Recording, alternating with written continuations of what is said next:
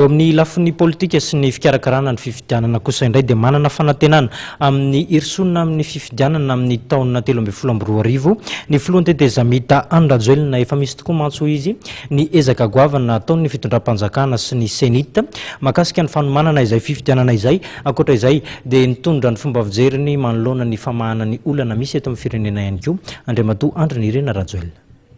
Minisma tokony hatateraka amin'ny fifidianana amin'ny taona 2012 filohan'ny tetezamita Andry Rajoelina araka ny nambarany tamin'ny mpanoratra gazety androany teny amin'ny trano fonenany teny Ambatobe dia betsaka ny ezaka vita amin'ny firosoana amin'ny fifidianana. Ny senita no mikarakara ny fifidianana ary tenako dia mahatsapa fa betsaka ny ezaka nataon'ny senita, ny ezaka ataon'ny fitondram-panjakana mba ahafahana manohana ny senita mba ampizotra soamatsara n'izay fifidianana izay. Za tsy mino hoe ary itsika eo indrindra no anentana antsika hoe aleo tsy hokorontanina ny sain'ny mpiarabelona sy ny vahoaka hoe isy ve izay fifidianana izay. Ny tokony ataontsika dia hoe andao atambatra ny hery mba tsy hisikanina ny fifidianana izay ho atao eo. Satria ny tanjona ao ataontsika dia hoe tokony fifidianana tsy hisikanina no ho atao amin'ny valome ho avy zao. Za dia mino ary mahatoky fa raha ny ezaka atao amin'izao tsika amin'ny teny izao dia miroso makany amin'izay fifidianana eken'ny rehetra, fifidianana tsy misy kanina, fifidianana tsy misosika izay ny firenena malagasy. Anisan'ny nametra-panontaniana ny filohan'ny tetezamita ihany koa mikasika amin'ny fihaonana nataony tamin'ny filohan'ny Mozambikanina teo aloha Andriamatoa Joaquim Chissano tany Maurice. Nosoritany filohan'ny tetezamita fa nifantoka tamin'ny famahanany krizy ny fihaonana momba ny fangatahany Ankolafy Ravalomanana ny tokony hisian'ny fifanarahana vaovao dia manana ny ambarany Andriamatoa Andry Rajoelina. Ny fihaonana tamin'ny Andriamatoa Joaquim Chissano moa dia marina dia nangataka fihaonana tamiko izy ary niresaka. Anisan'ny resana tao mikasika ny raharaham-pirenena na ny famoahana ny krizy eto a Madagasikara.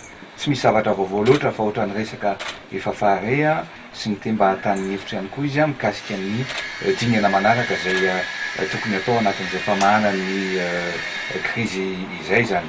Ny famahana ny krizy dia tokony famahana ny krizy ho an'ny daholobe, ho an'ny vahoaka malagasy iray manontolo, fa tsy tokony fatoka amin'ny famahana ny olona antoko na olona anankiray ny famahana ny krizy eto amin'ny firenena. Araka ny lazaiko izay moa dia ny feuille de route anie zao no azo qualifiena hoe izay no accord politique. Raha misy fifanarahan'ny malagasy ataoko fa tsy misy tsika dia olona ny fampiena ary afaka janihana raha misy zavatra tokony ho atao ivelan'iny. Tamin'ity herinandro ity dia nisy hatrany ny fihaonana izay notanterahan'ireo mpiaradia amin'ny filohan'ny tetezamita teny amin'ny lampam-panjakana Iavoloha. Momba io dia nisy ny fanazavana ny eto filohan'ny tetezamita. Ny fivoriana amin'ireo namana satria tsara ho fantatra fa namana no niaraka nidinika tamiko teny amin'ny teny Iavoloha. Namana izay mitovy hevitra, namana izay mitovy tanjona no nampitovy ny tady lokaga raha azo lazaina amin'izay mba tsy hamalakira fa mba hitovy ny zavatra fomba fijery mitovy ny tanjona hotratrarina. Fihaonana izay mandrindra ny hoe ahoana ny fomba fiasa vaovao zao mba ahafahana mandrindra sy mandamina ny fitantanana ny firenena ary koa ny dingana izay tokony ho atao. Mikasika ny fanovana mpikambana amin'ny gouvernemanta dia nanamafy Andriamatoa Andry Rajoelina fa azon'ny Ankolafy na vondrona politika ataony manova olona ao anatin'ny gouvernemanta. Saingy notsipiany fa tokony hifanaraka amin'ny fepetra izay voalazan'ny sorodalana izany toy ny fanajana mira lenta sy ny fiheviana. Momba ny fitaovana izay nampanantenan'ny filohan'ny tetezamita omena amin'ny Mpitandro Filaminana dia laza izy fa efa eo am-pandiniana ireo tolotra ny tokony andraikitra eo anivon'ny tafika.